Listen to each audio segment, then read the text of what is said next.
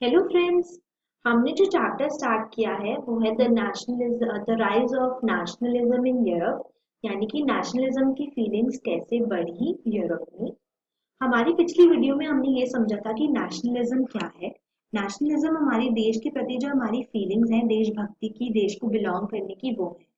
अब नेशनलिज्म किस फॉर्म में था, यानी किस तरह से था यूरोप में, हम इस वीडियो में वो समझने वाले हैं जो आगे आने वाली वीडियोस को समझने में हमें बहुत हेल्प करेगा।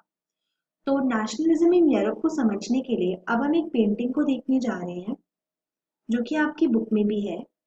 इस चैप्टर को समझने के लिए इस पेंटिंग को समझना बहुत ही ज्यादा जरूरी है। इस पेंटिंग का नाम है द फर्स्ट प्रिंट और इस पेंटिंग को बनाया था फ्रेडरिक सोरू नाम के एक पेंटर ने 1848 में। तो आइए अब हम इस पेंटिंग को समझेंगे धीरे धीरे। आप इस पेंटिंग का जो मेन हिस्सा देख रहे हैं, जो आपको सबसे पहले दिखेगा, वो है कुछ लोग एक ट्रेन फॉर्म कर कर, यानी एक रेलगाड़ी टाइप की फॉर्म कर कर कहीं मार्च कर रहे हैं, यानी कहीं जा रहे हैं। तो अब आप ध्यान से देखें तो इन लोगों के पास अलग अलग फ्लैग्स यानी कि झंडे भी हैं। अब ये लोग कौन है, इसे आइडेंटिफाई करना यानी पहचानना बहुत आसान है। जिस देश का फ्लैग इन्होंने पकड़ा है ये उस देश के लोग हैं। तो ये देश के लोग अपनी नेशनल कॉस्ट्यूम और झंडा को कैरी करते हुए कहाँ जा रहे हैं। अब इस बात को समझने के लिए ये समझना बहुत जरूरी है कि जैसे हम आज के टाइम में जानते हैं कि यूरोप के सारे ही देश, चाहे वो फ्रांस हो, जर्मनी हो, इटली हो, वो डेमोक्रेसीज हैं। यानी वहां के लोग वोट देकर उन्हें कौन रूल करेगा ये चीज इलेक्ट कर रहे हैं, यानी खुद चुन रहे हैं। लेकिन हमेशा से ऐसा नहीं था। जैसे भारत में हमेशा से लोग वोट देकर अपनी सरकार नहीं बनाते थे, वैसे ही यूरोप के देशों में भी शुरू से लोग वोट देकर अपना रूलर नहीं चुन रहे थे। वहां पे भी राजा लोग राज करते थे, यानी उस राज का जो राजघराना था, यानी जो किंग्स थे, वो वहां पर रूल करते थे। तो किंग्स को हटाने की जो लड़ाई थी उसे हम रेवोल्यूशन कहेंगे। और किंग्स को हटाकर एक देश बनाना, यानी कि एक नेशन बनाना, इन्हें ही हम नेशनलिज्म की फीलिंग्स कहेंगे। तो अब इस लंबी सी ट्रेन को जो लोग हेड कर रहे हैं, यानी जो लोग आगे चल रहे हैं, वो है फ्रांस के लोग।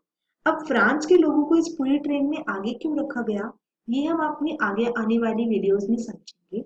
लेकिन फ्रांस के लोग इस पूरी ट्रेन को हेड कर रहे हैं, यानी फ्रांस के जो लोग थे उन्होंने फर्स्ट स्टेप लिया था एक नेशन को क्रिएट करने में, यानी एक देश को बनाने में। ये लोग चलते हुए इस स्टैचू के आगे झुक रहे हैं, यानी कि इसे रिस्पेक्ट दे रहे हैं।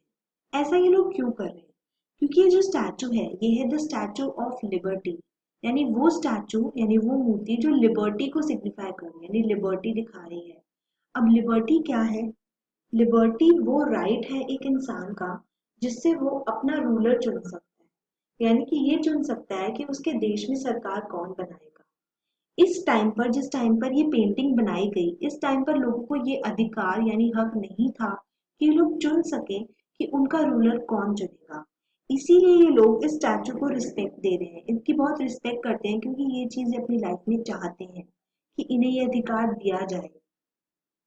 उसके अलावा आप ऊपर देख सकते हैं कि जो यूरोप के गॉड्स थे, यानी जो यूरोप में भगवान थे जैसे कि जीसस क्राइस्ट और एंजल्स, वो इस पूरी मार्च को देख रहे हैं और इन्हें ब्लेस कर रहे हैं। यानी कि इस पेंटिंग के जरिए ये फ्रेडरिक सोरू दिखाना चाहता है कि भगवान भी ये चीज चाहते थे कि ये चीज हो, यानी कि राजाओं के राज को हटाकर डेमोक्रेसी लाई जाए, यानी लोगों का राज लाया जाए। उसके अलावा नीचे आप ये जो टूटी हुई इमेज देख रहे हैं, ये इमेज वो टाइम दिखा रही है जो कि बीत चुका है, यानी वो राज जिसमें राजाओं ने रूल किया और अपने इंटरेस्ट के लिए, यानी अपने अच्छे के लिए लोगों को हैरास किया, यानी लोगों के साथ ठीक नहीं किया, उन्हें इक्वल राइट्स नहीं दिए, उनसे बहुत ज्यादा टैक्सेस लिए।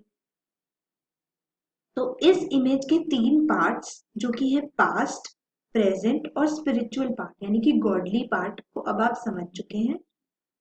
और इस पेंटिंग को समझना आगे आने वाली वीडियोस में आपको बहुत हेल्प करेगा, क्योंकि नेशनलिज्म इन यूरोप कैसे डिफाइन हुआ, यानी कि कैसे बना, वो इस प्रिंट के जरिए आप समझ चुके हैं। आगे आने वाली वीडियोस के लिए आप डाउनलोड कर सकते हैं एक्वेशन ऐप और क्विज सेक्शन में जाके हमारा क्विज अटेंड कर सकते हैं, जिससे कि आपको ये चैप्टर और भी क्लियर हो जाए।